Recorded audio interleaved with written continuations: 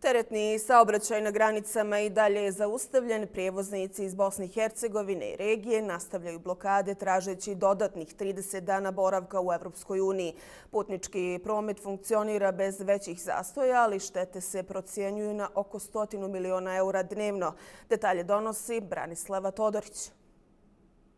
Blokada teretnih terminala na graničnim prelazima zemalja Zapadnog Balkana sa zemljama Evropske unije ušla je u drugi dan, a na graničnom prelazu Batrovci, jednom od najprometnijih graničnih prelaza Srbije ka Hrvatskoj, trenutno se nalazi kolona duža sigurno od 1 kilometra, odnosno u njoj se nalazi više od 50 parkiranih kamiona. Kako smo na Batrovcima od prevoznika čuli, ne zna se do kada će tačno blokada trajati, odnosno oni su poručili da će ovde ostati sve dok se ne pokrene razgovor sa nadležnim evropskim institucijama, a očekuju da to potraje najmanje 7 dana. Prevoznici su nam rekli da se oni na svakih 8 sati smenjuju i da su obezbedili sve potrepštine za ovaj period. Direktna šteta svaki dan od blokade graničnih prelaza i izvoza, pre svega iz celog ovog regiona. Ne govorimo samo o Srbiji, govorimo o regionu Zapadnog Balkana, dakle Bosni i Hercegovini, Severnoj Makedoniji